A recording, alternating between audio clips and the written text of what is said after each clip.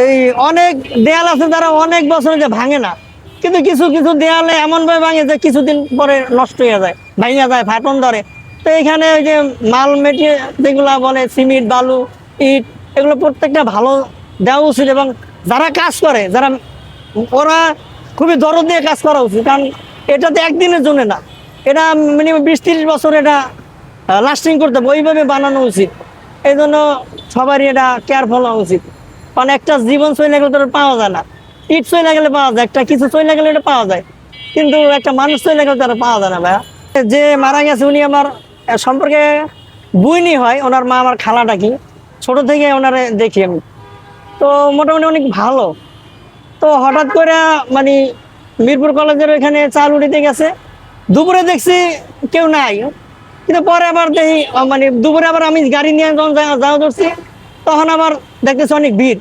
তো আমার ওই বুইনি যে মারা গেছে আমি এটা কল্পনা করতেনি, বুঝছেন।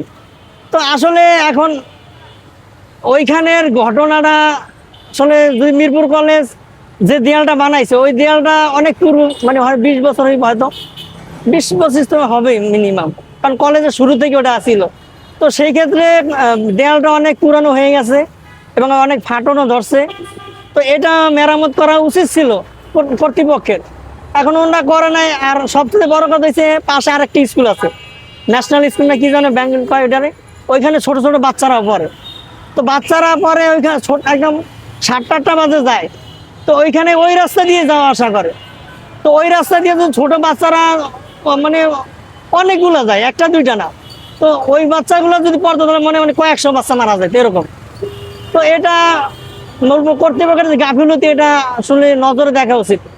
কারণ বিষয়টা প্রত্যেকটা পুরানো দেয়ালগুলো যদি একটু মেরামত না করা হয়, তাহলে মানুষের জন্য এটা খুবই বিপজ্জনক, রিস্ক হয়ে যায়। এখন ওটা যদি মেরামত হয়তো না হইতে পারতো বিপদটা, সেই জন্য মিরপুর কলেজের এটা অবশ্যই একটু করা উচিত ছিল, তাহলে এই ঘটনা হয়তো ঘটতো না।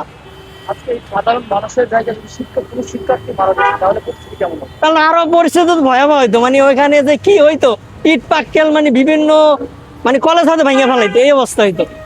কিন্তু সাধারণ মানুষ যেহেতু হয়েছে, এখন একদিকে আল্লাহ তাআলা মৃত্যু হয়তো ওইভাবে রাখছে, কিন্তু মিরপুর কলেজের এইখানে তাদের অবশ্যই সহযোগিতা করা উচিত, কারণ ওনার ফ্যামিলি তো এরকম ভালো নাই, কেউ মানে গরিব মানুষ এক কথা বলা যায়।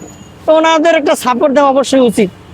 মানে ওনার হাজবেন্ড বাংলাদেশে হয়তো আমি শুনছি বাইরে গেছে, তো আসলে একটা মানুষ সমস্যা না হলে তো বাইরে যায় না। তো উনি এই মানে বাংলা মানে এখানে থাকার, উনি কর্মজীবী করে মোটামুটি ওনার মারে দেখে, উনি নিজে সংসার চালায়। তো অনেক অভাবে মানুষ কষ্ট মষ্ট করে হয়তো চলতো, কারণ ওই 30 টাকা দামে চাউল আনতে তো যার কথা না। যিনি এই কাজটা করেছিলেন বা যিনি ঠিকাদার ছিলেন, তার কি কি গাফলতি আপনি সম্পর্কে বলেন? ঠিক আছে, যারা ওই যে চাল দেয়, তাহলে দেয়াল যে যারা বানিয়েছে হ্যাঁ হ্যাঁ, তাদের কি কি গাফলতি ছিল? আসলে